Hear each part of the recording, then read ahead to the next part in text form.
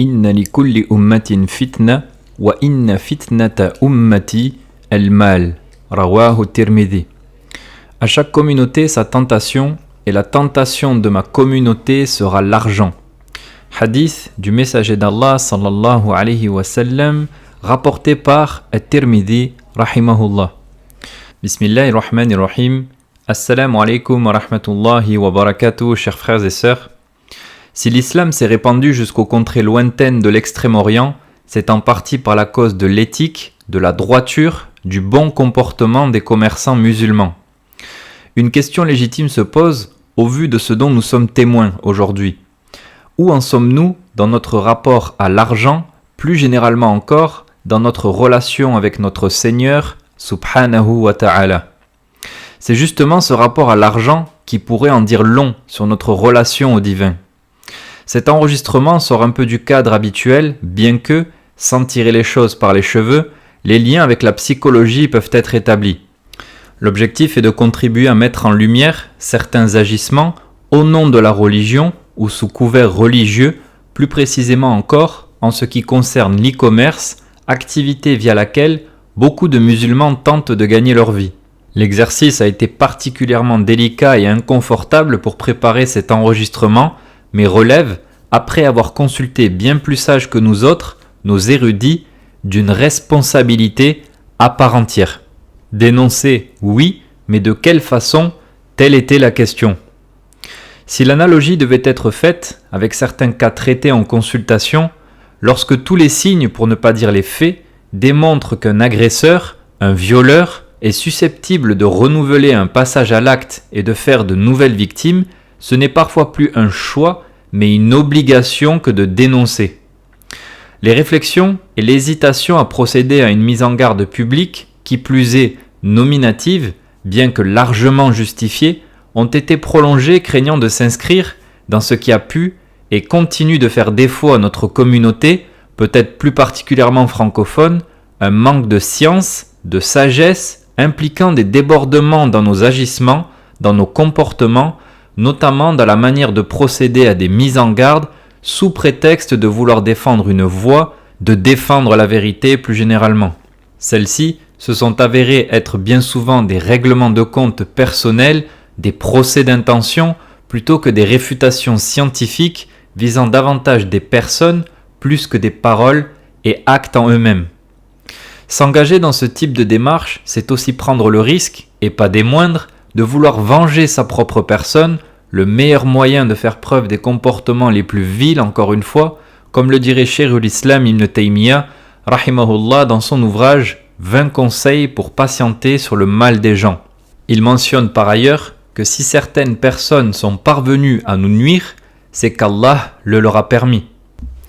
Les maintes nasiha, les nombreux conseils prodigués en privé, appuyés par des preuves textuelles factuelles, textes de loi, articles de presse, fatawa religieuses spécifiques à notre cas de figure, la non-réaction des personnes concernées, mais plus problématique encore, des ruses multiples et justifications fallacieuses dont ont fait preuve ces dernières, qui vont être évoquées aujourd'hui, auraient largement pu justifier, et de manière prouvée et détaillée, une exposition, un dévoilement public. Allah m'a donc permis de consulter nos savants à ce sujet, et je dois dire que malgré le fait que toutes les raisons et conditions soient réunies pour procéder à une mise en garde nominative, c'est la prudence et la retenue qui ont été enjointes et, in fine, retenues. Qu'Allah subhanahu wa ta'ala nous accorde la sincérité dans nos moindres faits et gestes. Parmi les différentes personnes de science consultées figure le cheikh Akour, grand savant émérite originaire de la région de Jizan en Arabie, et le cheikh Fahd ibn Yahya al-Amri, juge à la cour d'appel de la Mecque et chargé de la fatwa à la mosquée sacrée de Mecca, hafidhahumallah. Malgré tous les signes parfois de mauvaise foi, l'objectif, rappelons-le, au travers de toutes ces étapes qui ont été suivies, était et demeure de permettre à nos frères en religion de revenir de leurs erreurs qui s'exposent et exposent leurs coreligionnaires à des maux majeurs. De même, d'avertir ces derniers, déjà engagés ou souhaitant s'engager dans l'e-commerce ou le business plus généralement. Il est regrettable de constater que malgré les innombrables sollicitations en privé, par tous les moyens ou les plateformes possibles, Discord, interface liée à la formation, Instagram, courriel, mais aussi les nombreux intermédiaires travaillant pour l'accompagnement en question, malgré les preuves mentionnées exposées, ce n'est que lorsque le risque d'être exposé publiquement que des réactions ont eu lieu, mais non pas pour revenir de leur manquement, mais pour tenter de ruser et de justifier ce qui ne l'est pas. Ceci est donc l'une des raisons pour laquelle la question se posait quant au fait que ces propos soient nominatifs, car l'expérience a démontré bien souvent que les concernés, lorsque se sentant à l'abri, dès lors que leurs noms n'auront pas été cités et leur image non entachée, osent persister dans leurs agissements. Aussi, de manière générale, face à des personnes montrant tous les signes d'une indisposition à se remettre en question et n'ayant pas réagi par le biais des sollicitations privées, un mea culpa public est rarement à espérer, bien au contraire. Les ruses et mensonges en tout genre, une nouvelle fois, sont à présager. Le souhait a été ainsi de vouloir épargner à chacun des polémiques infantiles, empreintes de bassesse comportementale, dévoilant au passage l'état très probable de nos cœurs, et il est préférable de s'inclure dedans. Je demande à Allah subhanahu wa ta'ala de nous permettre d'éduquer nos âmes. Je rappelle ici à mes corolégionnaires, et donc avant tout à moi-même, que notre Seigneur, dans sa justice, ne nous rappellera pas à lui avant d'avoir dévoilé le tréfonds de nos cœurs. Et même si la mort devait nous donner ce faux sentiment d'avoir échappé à quoi que ce soit, méditons sur ces individus, personnalités parfois préférées des Français qui ont été dévoilés même après leur mort, violeurs, pédophiles, récidivistes en tout genre. À Allah subhanahu wa ta'ala, nous nous repentons, cherchons refuge auprès de lui contre nos propres injustices. À Allah, nous confions le sort des injustes et il nous suffit comme garant. Il ne s'agit donc pas ici dans ce qui va suivre d'un règlement de compte, mais d'une exposition factuelle, détaillée de manquements, de négligence de la part de certains de nos corolégionnaires. Ces quelques paroles se veulent être un conseil fraternel, un avertissement sincère, mais aussi une mise en garde solennelle que j'aurais moi-même aimé recevoir en tant que formateur ou personne formée afin de revenir vers mon Seigneur et ou être averti. La seule chose espérée, c'est que nos frères reviennent de leur défaillance ou bien, parce que nécessaire, j'ose le dire, qu'ils soient purement et simplement dévoilés au grand jour afin qu'ils cessent de nuire aux musulmans et aux musulmanes. L'affaire est on ne peut plus sérieuse car il s'agit de la manière dont nous gagnons nos vies, comme le dit l'expression, de la licéité de nos commerces, nous exposant donc à un gain illicite, haram, dont nous devrons et ne saurions rendre compte auprès de notre Seigneur dans de telles circonstances. Je précise par souci d'honnêteté, dès l'introduction de cette élocution, que je reste convaincu que les formateurs ou encore closers interpellés n'avaient initialement pas pleine connaissance d'une partie de ce qui va être exposé. Aucun problème là-dessus, nous pouvons parfois ignorer certaines choses. Mais dès lors que nous avons été interpellés justement pour des choses aussi graves, de manière sourcée, détaillée, irréfutable parfois, on ne peut plus faire preuve d'une telle négligence. Mes frères et sœurs, même si c'est parfois inconfortable d'être mis en face de nos manquements, le salut et l'honneur ne seront pas obtenus par le fait de tenter de justifier nos erreurs, nos manquements et ou les renier en bloc par de la ruse et autres. Il suffit simplement parfois de reconnaître ses torts, qui plus est, lorsqu'exposés factuellement, et non pas de tirer la couverture de son côté, s'appliquer à tromper les gens et se tromper soi-même, comme c'est le cas de beaucoup d'entre nous. Cessons ce type d'agissement qui n'élève ni ne fait évoluer personne. Et comme le disais-je, pour faire un minimum de lien avec cette page, ce sont par ailleurs des agissements retrouvés bien souvent en entretien, lors de thérapies ou autres, de personnes qui, plutôt que de reconnaître leurs torts et de s'amender derrière, rejettent la faute sur les autres, leur époux, leur épouse, leurs enfants, la communauté, la société, les autorités, le gouverneur, se victimisent pour certaines, se mettent à ruser, voire mentir, manipuler. Qui va-t-on tromper, mes frères et sœurs? Tout le monde potentiellement, mais certainement pas celui qui nous a créés. Les intentions peuvent être bonnes au départ, mais outre le fait qu'elles peuvent dévier, la piété et la rigueur sont de mise pour agir conformément à la législation divine. Et quand bien même nous nous y serions conformés, une nouvelle fois, personne d'entre nous n'est à l'abri de l'erreur. Cette mise en garde s'adresse donc et aux formateurs, formatrices, à toutes ces personnes qui rejoignent des formations business, e-commerce, similaires et autres et souhaitent créer la leur. À l'issue de cette élocution, chacun sera en mesure de se situer, identifier ce à quoi il s'expose et expose autrui, de faire donc son propre bilan et se réformer derrière sans tarder, bi'idhnillah. يا أيها الذين آمنوا اتقوا الله ولتنظر نفس ما قدمت لغد واتقوا الله إن الله خبير بما تعملون. Ô vous qui croyez, craignez Allah, que chacun voit ce qu'il a avancé pour demain. Craignez Allah, Allah connaît parfaitement vos agissements. Mes frères et sœurs, je vous enjoins, ainsi qu'à moi-même, à la crainte révérentielle. Allah subhanahu wa ta'ala m'a fait voir au travers de cette expérience très amère à quel point l'argent peut être une véritable tentation.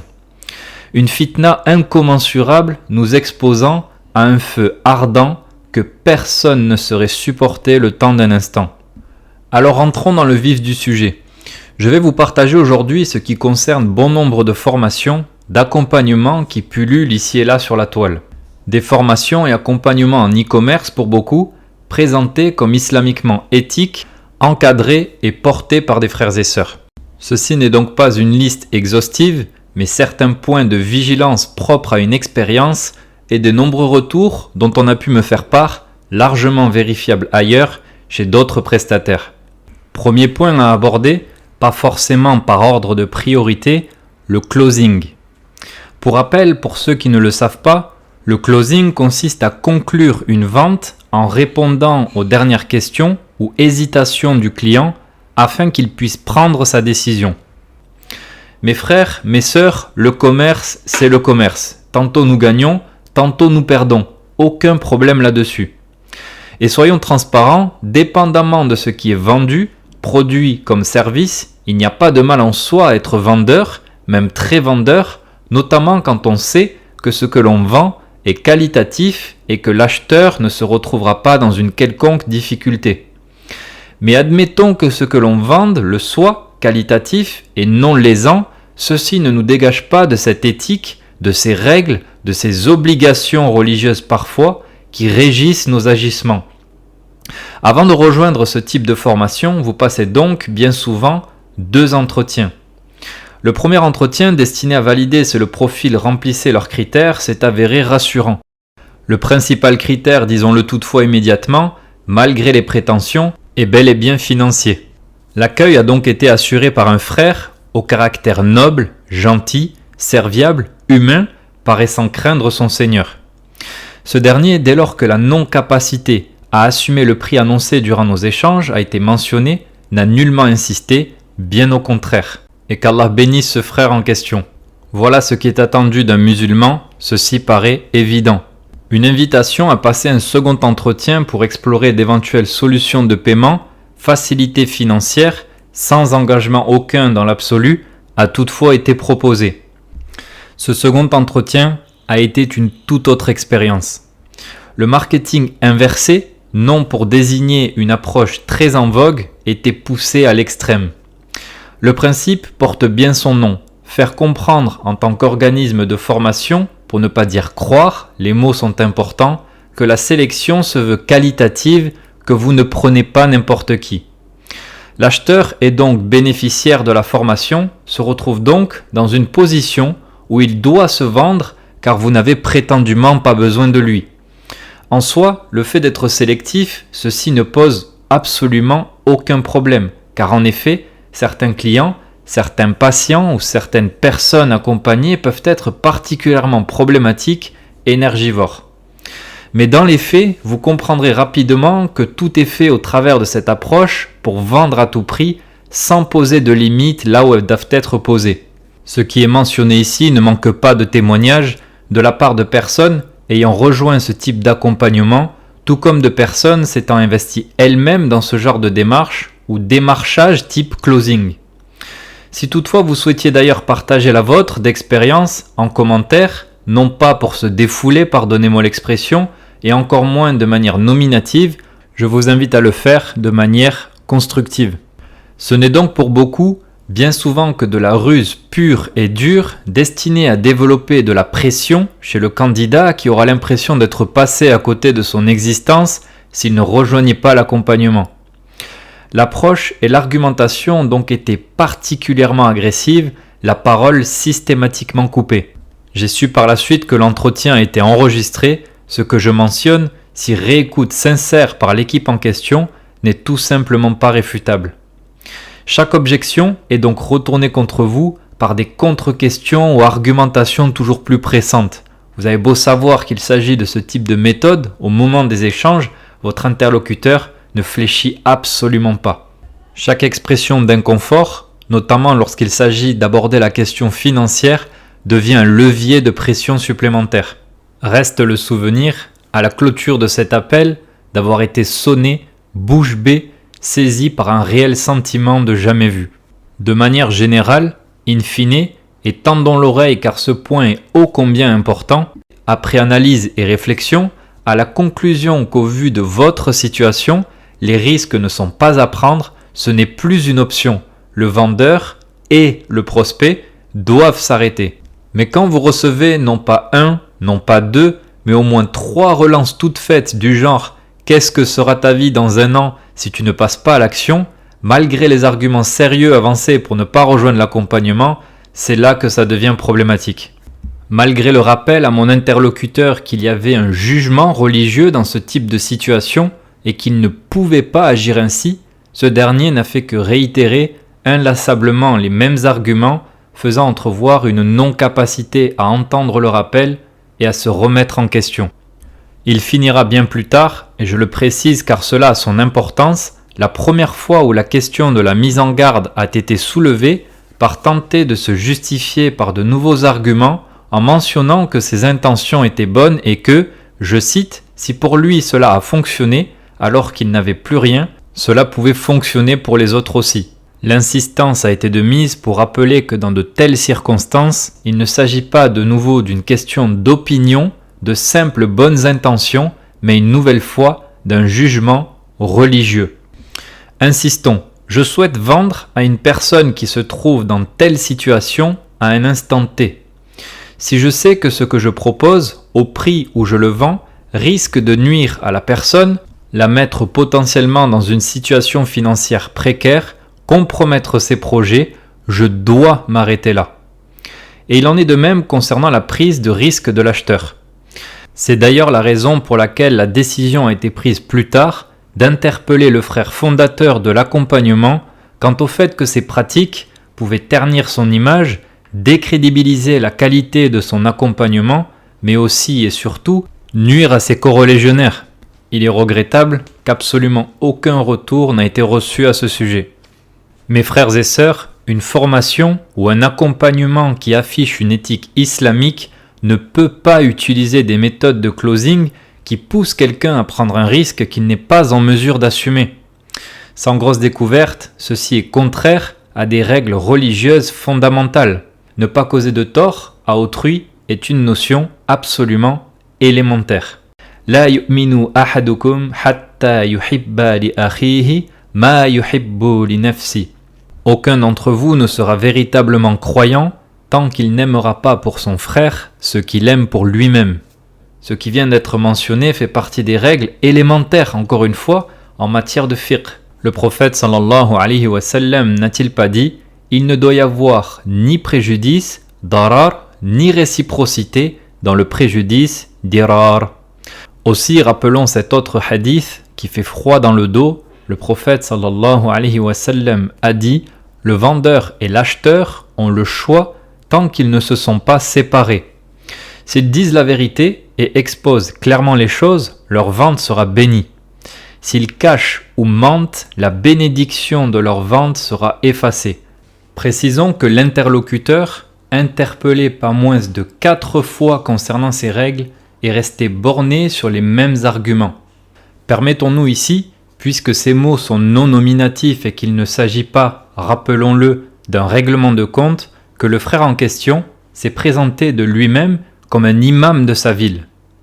La question à se poser, et avant tout à soi-même dans de telles circonstances, est « l'argent, l'appât du gain, peut-il me faire perdre la raison ? Que deviendrais-je si toutefois Allah subhanahu wa ta'ala m'accordait plus de biens, plus d'argent ? Renoncerais-je à mes principes, à mes valeurs, mes obligations religieuses ? Transgresserais-je les limites imposées par mon Seigneur ? Je vous laisse écouter par vous-même les vocaux reçus, alors même que je souhaitais décliner la proposition malgré la profonde envie de rejoindre l'accompagnement.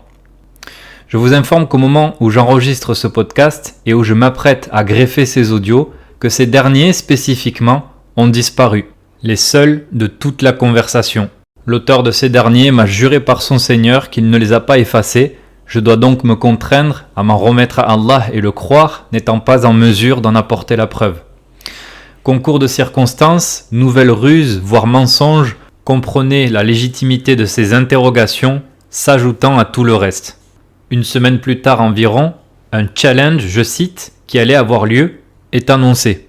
Le frère closer en question indiquera qu'il n'était absolument pas au courant qu'il allait avoir lieu, qu'il ne savait pas que les prix allaient baisser drastiquement. Permettez-moi de vous dire à ce stade qu'il m'était difficile de garder le bon soupçon à son égard. Durant ces 3 jours intensifs, et je m'en rendrai pleinement compte après coup, le formateur à la tête de l'accompagnement procédera à des annonces incessantes mentionnant, je cite, qu'il n'y a plus ou qu'il ne sait pas s'il reste des places, qu'ils ne prennent que des personnes motivées. Les nombreux témoignages reçus de personnes ayant souhaité s'abstenir de témoigner publiquement ont affirmé que l'équipe de cet institut et d'autres prenait absolument tout le monde, y compris, je cite de nouveau, des personnes aux situations financières extrêmement fragiles, étudiants, livreurs vélo Uber Eats et autres. Dans un esprit d'éducation individuelle et collective, je souhaite vous partager au travers de cette expérience ces erreurs qu'ont été les miennes. La décision est prise donc à ce moment-là, malgré tout in fine, après ce challenge en question, malgré le risque, malgré ce qu'Allah subhanahu wa ta'ala a fait entrevoir en entretien closing, de faire la part des choses et de se focaliser sur la bonne opinion encore présente au sujet du frère à l'origine de cet accompagnement et de rejoindre ce dernier. Nous pouvons parfois avoir affaire à une personne sérieuse mais mal entourée. Cet accompagnement, par ailleurs, plutôt restreint jusqu'à présent, était en pleine expansion. Le frère ne travaillait donc plus seul. Ici se situe la première erreur. Malgré les méthodes problématiques, personne ne m'a menacé de mort pour procéder à mon achat. Encore une fois, le souhait ou l'intention, malgré les red flags comme on peut le dire, était de se focaliser sur le frère à la tête de l'accompagnement qui inspirait le bien. On ne peut donc parfois s'en prendre qu'à soi-même. Il aurait suffi de mettre en application ce hadith, bien souvent recommandé d'ailleurs en consultation, qui, lorsqu'Allah subhanahu wa ta'ala nous permet de le mettre en pratique, nous évite bien des désagréments. Da' ma yaribuk ila ma la yaribuk. Délaisse ce qui te met dans le doute pour ce qui ne t'y met pas. Lorsque je souhaite épouser quelqu'un, voyager avec un groupe ou une personne, ou encore lorsque je souhaite commercer avec quelqu'un, je dois trouver cet équilibre entre green ou red flag, comme on peut le dire, et ce bon soupçon initial que l'on doit avoir les uns vis-à-vis des autres. Allah ayant parachevé et parfait sa religion, nous permet d'enquêter sur la ou les personnes dans de telles circonstances. Les personnes interrogées ont l'obligation de nous informer en toute honnêteté quant à ce qu'elles connaissent de positif, tout comme ce qui pourrait nous nuire. Par la suite, quelle ne fut pas la surprise dès les premiers lives en formation. Nous découvrons que le budget communication pour lancer un premier projet n'était pas de 300, comme annoncé lors de l'entretien closing, mais bel et bien plus proche de 1000 €. Un nouvel oubli, une nouvelle ruse pour vendre et prendre une commission, c'est à Allah subhanahu wa ta'ala que nous nous en remettons. Doit-on répéter ce hadith ? Le prophète sallallahu alayhi wa sallam a dit « Le vendeur et l'acheteur ont le choix tant qu'ils ne se sont pas séparés. S'ils disent la vérité et exposent clairement les choses, leur vente sera bénie. S'ils cachent ou mentent, la bénédiction de leur vente sera effacée. À ce stade, ayant déjà consulté mon Seigneur, misé sur ce projet si je puis dire, et déjà pleinement engagé dans l'accompagnement via son propriétaire, en qui j'avais encore confiance et la bonne opinion, je décide donc de poursuivre malgré tout, après avoir mentionné ce manquement concernant le budget prévisionnel auprès du closer qui proposera un remboursement malgré le déni concernant ces pratiques. Ici se situe la deuxième erreur majeure, élémentaire et indiscutable. Ceci étant dit, si seulement les choses s'arrêtaient ainsi.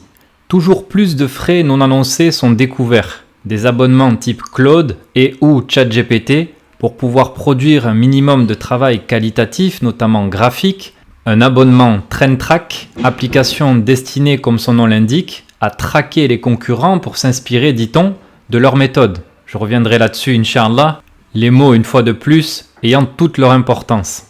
Un abonnement Shopify également à prévoir et j'en passe, une centaine d'euros donc qui se rajoutent d'abonnements mensuels.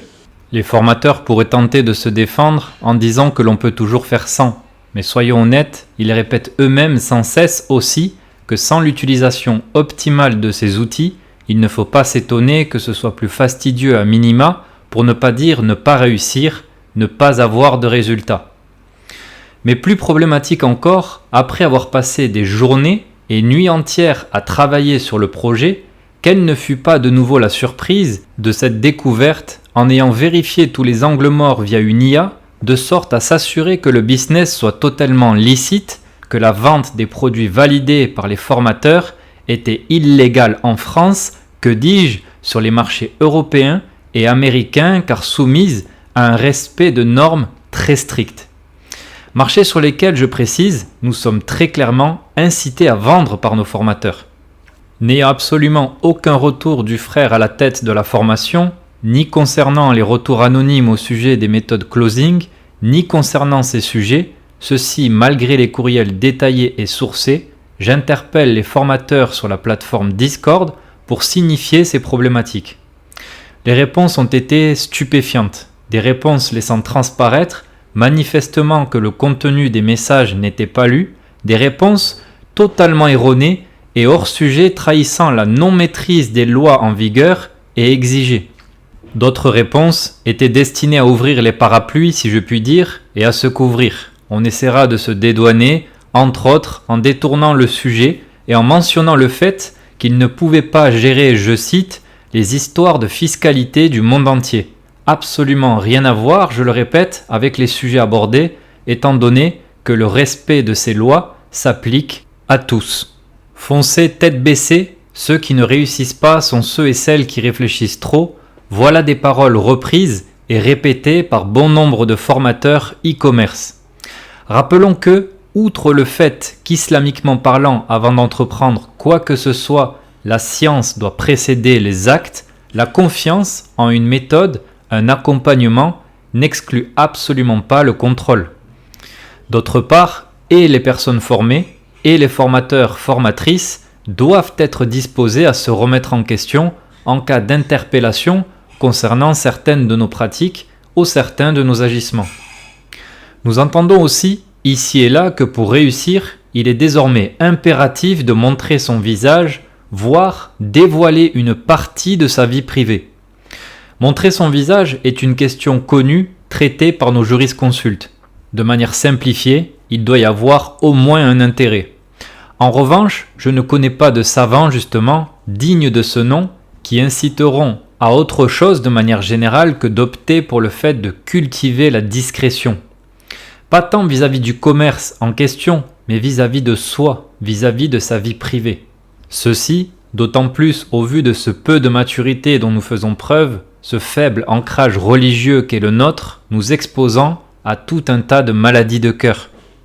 Que dire du fait d'exposer sa vie privée, son époux, son épouse, ses enfants, parfois au travers d'attitudes, de paroles et comportements déplacés, dévoiler nos moments les plus intimes. Tout ceci est légal du moment que cela passe la douane. Si c'était légal, la douane ne laisserait pas passer. Voici le type de retour obtenu au rappel sourcé formulé. Mes frères, sur quel texte de loi se base-t-on pour affirmer de telles choses ? Les règles, chers frères et sœurs, pour vous partager ici l'essentiel, vous qui tendez l'oreille à cet enregistrement, ne diffèrent pas que l'on réside en France ou à l'étranger. La réglementation en vigueur concernant les marchés européens et américains doivent être respectées. Ce n'est donc pas une question de statut d'entreprise. Alors concernant ces normes européennes et américaines justement, et ceci est valable certainement pour tout pays, tout continent, tendons bien l'oreille de sorte à comprendre les enjeux, la gravité de la chose. Ce n'est pas un détail comme l'un des formateurs a pu me le signifier. Même en étant prudent sur les chiffres, ce sont 70% environ des produits que nous vendons qui sont sujets à ces réglementations, au risque, sinon respectés, de ne pas vendre légalement sur les marchés en question et donc, islamiquement parlant, de monter des business non licites, soyons plus clairs, haram. J'interpelle donc une énième fois l'équipe formatrice, 2 réponses obtenues tout aussi stupéfiantes. Les conformités européennes ne concerneraient que les produits alimentaires et cosmétiques. Ceci est totalement erroné. Une simple recherche sur le web permet de pourtant vérifier qu'elle concerne la plupart des produits que nous vendons. Vous trouverez les sources de ces éléments avancés en description de cet enregistrement. Pour être plus clair encore, quels sont les produits concernés ?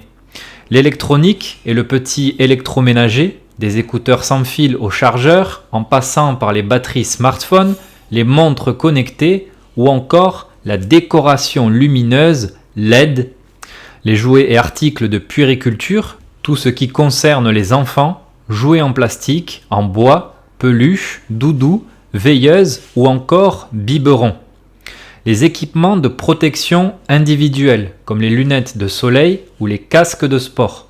Les produits en contact avec les aliments, gourdes, boîtes repas, moules en silicone ou encore ustensiles de cuisine. Les textiles et vêtements soumis à de stricts contrôles sur les composants chimiques et les colorants. Les cosmétiques et soins personnels, crèmes, maquillage ou soins capillaires. En résumé, dès que votre produit se branche, contient une batterie, touche la peau, entre en contact avec de la nourriture ou est destiné à un enfant, il est directement concerné. Tous les liens et textes de loi officiels de l'Union européenne sont mentionnés directement dans la description de cet épisode, de sorte à pouvoir vérifier si besoin votre propre catalogue. Le frère à la tête de l'accompagnement réitérera les mêmes arguments malgré tous ces éléments apportés et les fatawas explicites de ulama que je m'apprête à vous partager. D'autre part, malgré l'inconfort de la situation, et malgré l'effort d'être allé jusqu'au bout des choses en demandant des certifications au contact aux agents fournis par l'accompagnement, je découvrirai l'envers du décor de l'e-commerce via l'import de produits par la Chine. Plus précisément encore, via AliExpress, plateforme via laquelle nous sommes formés à commander nos produits. Ces derniers, les agents, m'affirment qu'une partie des produits dispose bien de la mention CE, attestant de la conformité européenne. Mais j'apprendrai dans la foulée, par la même IA, qu'il est bien connu que les fournisseurs chinois rusent à ce sujet. En effet, il apparaît bien la mention CE sur les produits, mais en réalité, les lettres sont plus rapprochées que les lettres initiales officielles et signifient China Export et non pas conformité européenne. J'apprendrai également que ceci est d'ailleurs au cœur de vives polémiques, en France notamment, des gros de ce type de commerce ayant été dévoilés, Shein, Temu et j'en passe. Les sources sont de nouveau présentes en description. Je persiste donc jusqu'au bout en demandant aux agents de me fournir des produits, quitte à payer plus cher, qui eux sont certifiés. La réponse obtenue mentionnera leur incapacité de me fournir des produits certifiés pour des produits aussi simples que des surlunettes de soleil. Des lunettes de soleil qui s'enfilent par-dessus des lunettes de vue.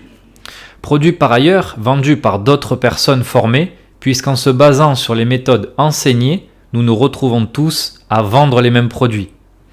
Je découvre également que le coût pour certifier ce type de produit est littéralement colossal. Chaque paire de lunettes, pour combien de modèles en l'occurrence, devait partir en laboratoire pour respecter les règles en vigueur et pour être en mesure, en cas de contrôle, de fournir les certificats, de conformité. Certaines plateformes, comme Alibaba, désolé pour l'accent, affichent si le produit est certifié ou pas, avec preuve, mais en l'occurrence, nous étions invités à ne pas commander via cette plateforme. De même, je découvrirai que pour toute personne qui commerce en Europe sans y résider, ce qui est le cas de beaucoup de personnes formées ayant immigré ici et là, est contrainte d'engager un mandataire européen, donc vivant sur le sol européen, engendrant un nouveau coût, de la logistique, une organisation supplémentaire. On me répondra peut-être pour se défendre in fine, car j'ose le dire, il n'en savait absolument rien lorsqu'interpellé, qu'il est possible dans certains cas, de manière déclarée donc, de désigner un membre de sa famille. Ma question est donc, à quel moment ceci est-il mentionné dans les accompagnements ? J'ai contacté à ce sujet la DREETS qui dépend du ministère de l'économie français. Leur réponse, jointe en description de l'enregistrement, rédigée et signée par la chef de service du pôle concurrence, consommation, répression des fraudes et métrologie, est donc officielle. Leur réponse est formelle. La désignation d'un mandataire européen agréé est obligatoire en application du règlement UE 2019/1020. Ce mandataire doit être établi en Europe, disposer d'un mandat écrit et assumer des responsabilités légales précises vis-à-vis des autorités. Ce n'est donc ainsi pas une formalité administrative légère. Encore une fois, c'est un coût réel, une responsabilité qu'il est tout autant et une obligation qu'aucun formateur ne vous mentionne. En somme, aucun de ces éléments n'étant donc mentionné dans la formation et n'ayant pas de retour du frère et des formateurs, je questionne nos savants avec beaucoup de gêne et de pudeur car la réponse semblait évidente quant à notre obligation de se soumettre aux lois en vigueur, de même quant à la responsabilité de ces derniers d'avertir leurs élèves puisque exposés à de la vente et des commerces basés sur l'illicite. On peut espérer d'une fatwa religieuse qu'elle fasse réagir. Sans grande surprise, leur réponse, des savants, a été positive. Je vous partage les screens de ces échanges, ici en description, ou via le PDF qui sera téléchargeable, Inch'Allah. Ces derniers ont été clairs. Lorsque des formateurs incitent eux-mêmes leurs élèves à vendre des produits soumis à des obligations légales, sans les en informer, leur responsabilité est engagée. Ce n'est pas une opinion, c'est un jugement religieux. Voici les questions et les réponses reçues. Première question posée à Cheikh Akour, Hafidahullah, et je précise que la deuxième sera encore plus détaillée. Tout comme je précise que si la question a été posée ensuite à un autre savant, c'est que le cheikh ne convenait pas au frère Closer, prétextant, je cite, vouloir éviter la fitna de certains frères. Chers frères et sœurs, je me passerai ici de commentaires étayés. Nous évoquons ici le nom d'un cheikh avancé dans la science, dans l'âge, connu et reconnu comme tel auprès des savants de la sunna. Voici donc la question. Qu'Allah soit bienfaisant envers vous, cheikh. Est-il permis, en droit islamique, religieusement, de donner une formation en commerce électronique ou similaire à quelqu'un dont on sait que, s'il n'est pas informé et averti, il ne se conformera pas ou ne sera pas en mesure de se conformer aux réglementations et aux lois et tombera par conséquent dans des infractions légales. Ceci, sachant que le formateur lui-même présente, dans ses vidéos éducatives, des exemples de produits qui exigent en réalité le respect de réglementations très strictes et qu'Allah vous récompense par le bien. Réponse du cheikh Hafidahullah. Wa alaykum salam wa rahmatullahi wa barakatuh. Amma ba'd. Il convient d'expliquer ce genre de choses afin que quiconque enfreint les réglementations ne s'expose pas à une amende ou à une sanction en raison de ses transgressions et du non-respect de ce que l'autorité compétente, le détenteur de l'autorité, a établi à ce sujet. Et Allah sait mieux, Wallahu ta'ala a'lam, et c'est en Allah que réside le succès. Deuxième question détaillée, soumise à Cheikh Fahd ibn Yahya al-Amri, juge à la cour d'appel de la Mecque et chargé de la fatwa à la mosquée sacrée, Hafidahullah. Précision, afin de s'éduquer mutuellement, par souci de bienséance et de bonne conduite islamique, et ceci entre autres afin de ne pas orienter la formulation de la question, celle-ci, contrairement à la première question, a pu être formulée en concertation avec un membre de l'équipe de l'accompagnement qui a été disposé à procéder de la sorte. La question, qu'Allah soit bienfaisant envers vous, Shaykhuna. Il nous est apparu, au travers de notre activité de commerce en ligne, que pour vendre sur les territoires européens et américains, il fallait se conformer à des restrictions strictes. Être conforme aux normes européennes et américaines, engager un mandataire sur place si nous ne résidons pas sur le territoire. Les fournisseurs chinois prétendent être aux normes, mais sont, la plupart du temps, dans l'incapacité de fournir les certifications que nous devons présenter aux autorités en cas de contrôle pour le prouver. La seule solution pour nous est d'opter pour le paiement de tests et de vérifications en laboratoire agréés. Dans les faits, la plupart des revendeurs, musulmans comme non musulmans, ne sont pas très regardants, volontairement ou non, et ne respectent pas ces règles.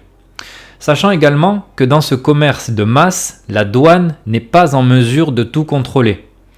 Notre question est donc la suivante. Malgré les contraintes financières et logistiques, pouvez-vous nous confirmer que le musulman doit se conformer à ces réglementations et que les frères et sœurs qui forment leurs coreligionnaires en e-commerce doivent informer leurs élèves quant à ces réglementations, sachant à quoi s'exposent ces derniers, sanctions financières, blocage bancaire, mise en danger des consommateurs, etc. Qu'Allah vous récompense en bien. Réponse du Cheikh, Hafidahullah. Premièrement, à l'origine, lorsque le musulman entre dans un pays où il pratique un commerce, il a l'obligation de respecter les réglementations et les conditions qu'il a acceptées tant que celles-ci ne contredisent pas la législation islamique. Cela s'appuie sur la parole d'Allah subhanahu wa ta'ala qui dit en substance « Ô vous qui avez cru, ô vous qui croyez, remplissez fidèlement vos engagements » ainsi que sur la parole du prophète sallallahu alayhi wa sallam, les musulmans sont tenus par leurs conditions, tant qu'il ne s'agit pas de conditions interdites. Par conséquent, si les lois européennes ou américaines exigent pour la vente de certains produits leur conformité aux spécifications techniques approuvées, l'obtention des certifications nécessaires, la désignation d'un représentant légal si nécessaire, et que les conditions ne comportent aucun interdit religieux, alors la règle d'origine est l'obligation de s'y conformer. Deuxièmement, il n'est pas permis aux musulmans de prétendre qu'une marchandise est conforme aux normes, ni d'y apposer ce qui indique qu'elle a obtenu des certifications d'homologation alors qu'il ne possède pas ce qui le prouve. En effet, cela relève du mensonge, de la tromperie et de la fraude. Et le prophète sallallahu alayhi wa sallam a dit « Celui qui trompe n'est pas des miens ». Le musulman ne peut pas se contenter des simples affirmations du fournisseur s'il ne détient pas ce qui prouve cela en cas de besoin et que la réglementation exige la présence de ces documents.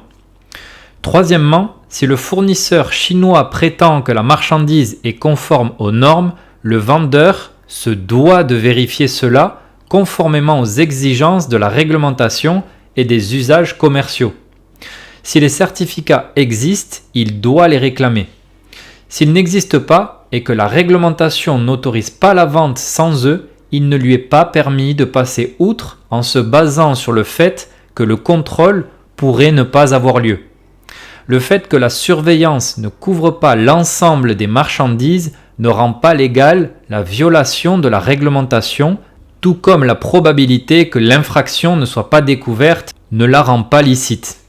Quatrièmement, si les coûts des tests et de l'homologation sont élevés, cela est considéré comme faisant partie des frais d'exercice de l'activité commerciale et ce n'est pas une excuse pour enfreindre les réglementations, sauf s'il est possible de s'approvisionner auprès d'un fournisseur qui possède déjà les certificats requis ou de choisir des produits qui ne nécessitent pas de telles procédures.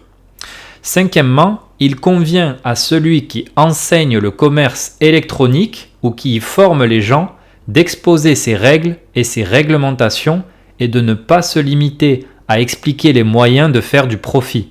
En effet, l'honnêteté scientifique et professionnelle exige d'attirer l'attention des apprenants sur les réglementations auxquelles ils doivent se conformer, les risques juridiques et financiers en cas d'infraction, ce qui peut découler de cette infraction, comme le fait de nuire aux consommateurs, de bloquer des droits ou d'exposer les apprenants à des sanctions.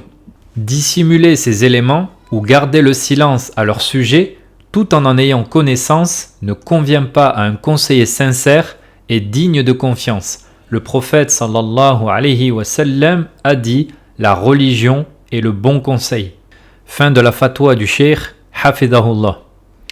Aussi incroyable, invraisemblable que cela puisse être, après être passé par mains intermédiaires, transmis toutes ces informations et fatawa, on me maintiendra, pour ne pas dire le frère, à la tête de l'accompagnement, que ceci ne concerne que certains produits et que si cela passe par la douane, je cite, c'est que les produits sont conformes. On évoquera de nouveau des questions de fiscalité totalement hors sujet, mon ignorance, je cite de nouveau, étant totalement débutant dans l'e-commerce. Sur ce point, avec un peu d'humour, concernant le fait d'être débutant, je leur donne parfaitement raison. Se rend-on compte ici du degré de négligence sans volonté de vouloir rabaisser qui que ce soit? La douane a-t-elle les moyens de contrôler tous les produits entrant par petits colis sur son territoire? La réponse semble évidente. Et quand bien même ceci échapperait à la douane, mes frères et sœurs, allons-nous échapper à notre Seigneur qui nous questionnera sur la source de nos revenus, comment nous avons gagné notre argent et comment nous l'avons dépensé, la base même en matière de commerce. Vendre sans ces certificats et mandataires désignés, entre autres, c'est s'exposer à des saisies de marchandises, à la fermeture de vos comptes de paiement, à des amendes et à la vente de produits potentiellement dangereux à des consommateurs qui vous font confiance. L'actualité récente ne viendra pas démentir les propos de cet enregistrement. Voyez en description l'article de presse mentionnant l'amende de 550 millions d'euros dont vient d'écoper la plateforme chinoise AliExpress. Pas vu, pas pris ne fait pas partie du langage du musulman dont la croyance, le tawhid, est ancrée dans le cœur. Il nous est parvenu, une fois de plus, que l'islam s'est répandu jusqu'au fin fond de l'Asie par la cause de la piété, manifestée au travers du respect, de la loyauté, la droiture des commerçants musulmans. Où en sommes-nous aujourd'hui? Craignons celui au nom duquel nous prétendons agir. Que dire de ces personnalités présentées durant les lives dont on nous incite à écouter les podcasts profitables, je cite, les conseils business éclairants? Je vous laisse écouter par vous-même la vulgarité de l'une d'entre elles, ceci est littéralement déroutant. Ouais, salut, je viens de lancer une question pour toi. C'est quoi ton business? Voilà, parce que ça m'intéresse un petit peu. C'est quoi ton business? Lui, il veut me prospecter. Question ouverte, c'est quoi mon business? Il clique dans ma bio, non? Je le répète pas à chaque vidéo? Y a pas 500 vidéos où je le répète. En vrai, même tu veux me prospecter. En fait, vous êtes nuls, les gars, vous êtes trop nuls. À chaque fois, là, j'ai des messages, c'est oh putain, encore un con. Ils veulent juste me baiser mon argent. Ils veulent me baiser mon cul. Je le sens, en gros. En fait, tu le vois de la façon où il t'envoie des messages. Là, lui, il veut prendre mon argent. Et c'est ok à prendre l'argent des gens. Mais comment tu m'en fais gagner? Et qu'est-ce que tu m'apportes comme solution? Et gars, vous rentrez en contact, case study, bon message à la bonne personne au bon moment. Je viens avec telle solution. Laisse-moi t'envoyer ça précisément. Mes frères et sœurs, ce que je vais dire va être de nouveau inconfortable et ne plaira peut-être pas à beaucoup. Si nous voulons savoir qui nous sommes, jetons un œil sur les personnes à qui nous sommes abonnés. Que nous le voulions ou non, ce sont nos fréquentations, les personnes qui nous inspirent, nous influencent. Ainsi, comme nous l'évoquions plus haut, si nous souhaitons nous faire une idée de là où les personnes avec qui nous nous apprêtons à commercer, à se marier, à fréquenter, prêtons attention à qui cette personne est abonnée, à qui elle tend l'oreille, chanteur, combattant MMA, conseiller business digne des plus grandes techniques de manipulation ou encore prédicateur aux tendances pernicieuses. Que dire également de bon nombre de sujets qui sont exposés sous couvert de divergence ou de nécessité, je cite de nouveau. Mes frères, que signifie nécessité, islamiquement parlant? Vouloir simplement faire du commerce, même pour nourrir sa famille, concrétiser la hijra géographique, légitime-t-il le fait de créer des mannequins IA ultra réels pour ne citer que cet exemple? Quand on sait que parmi les savants qui autorisent la photographie par nécessité, l'autorisent dans des circonstances strictes comme pour établir des documents officiels. Quant à ceux qui permettent la photographie plus généralement, ils disposent d'arguments solides pour justifier du fait que la personne n'imite pas la création d'Allah car il s'agit d'un arrêt sur image. Mais alors qu'en est-il de réaliser des mannequins IA, photos comme vidéos, ultra réalistes? Les permissions pour celui qui cherche sa fatwa, il les trouvera. Et si c'est la vérité qui a été suivie in fine, même si la vie est marginale, je ne me fais de soucis pour personne. Mais si nous optons pour l'avis qui nous arrange, alors oui, je m'inquiète pour moi-même, si toutefois c'est le suivi de mes passions pour lequel j'aurais opté, tout comme je m'inquiète pour vous. Comme mentionné plus haut, et pour précision ici, avec qui pensons-nous ruser avec ces expressions enjolivées du type « on s'inspire du concurrent » alors même que nous sommes incités implicitement, voire explicitement, à faire du copier-coller, à prendre des photos non libres de droit sur les sites de concurrents pour les modifier à l'intelligence artificielle. Je mentionnerai enfin qu'après avoir demandé un remboursement pour manquements légaux, éthiques, que ce dernier m'a été refusé, et ce, malgré une fatwa explicite de nouveau. On me répétera inlassablement les mêmes arguments si nous pouvons encore les désigner comme tels en ayant détaillé tout ce qui a précédé. On m'informera entre autres que le délai de 14 jours de rétraction est écoulé. On dira donc « Alhamdulillah wa hasbi Allah wa ni'mal wakil ». Comprenez ici qu'il ne s'agit pas d'un simple satisfait remboursé, mais de manquements éthiques, légaux, d'un point de vue jurisprudentiel et religieux mentionnés dans la fatwa. Comprenez donc aussi pourquoi l'hésitation à être nominative dans cette mise en garde, craignant d'agir pour venger ma propre personne, a été aussi longue. Mes frères et sœurs, l'argent est une véritable fitna. Le marketing, digital ou pas, nous expose à bien des choses néfastes. Cessons de ruser en permanence, qu'il s'agisse de commerce ou pas, encore une fois. La ruse doit être exceptionnelle en islam dans des circonstances très précises. Mes frères et sœurs, craignons ainsi Allah. Permettez-moi de rappeler ici, à commencer par moi-même, que la ruse répétée nous expose au mensonge. Le mensonge, lui, est une sifat à part entière de ceux que le prophète sallallahu alayhi wa sallam a décrit comme faisant partie des hypocrites. Ceci n'est donc pas une mince affaire. Dernier message, invocation destinée à mes frères. Je souhaite sincèrement à l'équipe concernée et toutes ceux et celles investis dans l'e-commerce de revenir de leurs manquements si toutefois ces paroles et écrits devaient faire écho. Encore une fois, oui, ce n'est peut-être pas confortable d'assumer publiquement nos erreurs, assumer auprès de bon nombre d'élèves lancés que leurs commerces ne sont peut-être pas basés sur des fondations licites, sur le respect des réglementations en vigueur. Mais louange à Allah, le clément, le miséricordieux, qui pardonne nos erreurs, d'autant plus ce que nous ne savions pas. Oui, de l'argent sera perdu, oui, des commerces devront peut-être fermer ou dépenser des sommes importantes pour se légaliser, mais chacun d'entre nous dormira l'esprit tranquille en étant prêt à rendre compte de ses agissements, de la manière dont notre argent a été gagné et la manière dont nous avons incité à le gagner. L'argent, encore une fois, est une véritable tentation. Oui, j'ai compris au travers de ces méthodes que j'aurais pu me faire de l'argent facilement, mais à quel prix, sans jeu de mots. J'invoque Allah subhanahu wa ta'ala qu'il nous guide vers ce qu'il aime et agrée, qu'il bénisse nos commerces, nos familles et nos âmes. Wa sallallahu wa sallama ala nabiyyina Muhammad wa ala alihi wa ashabihi ajma'in.